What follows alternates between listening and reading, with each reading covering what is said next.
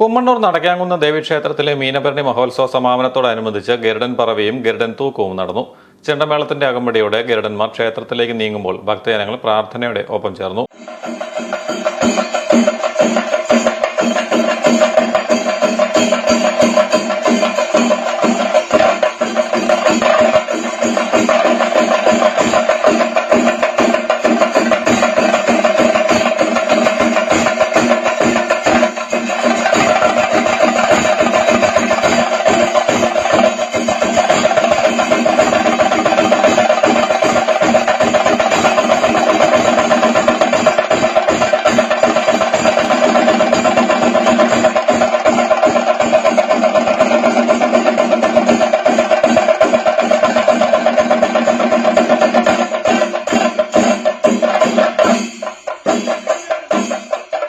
Kummannoor ദേവീക്ഷേത്രത്തിലേക്ക് Kidangoor south ഉത്തമേശ്വരം ശിവക്ഷേത്രത്തിൽ നിന്നും ഗരുഡൻ പുറപ്പെടുമ്പോൾ ഗരുഡൻ പറവ കാണാൻ നിരവധി ഭക്തരാണ് എത്തിയത്.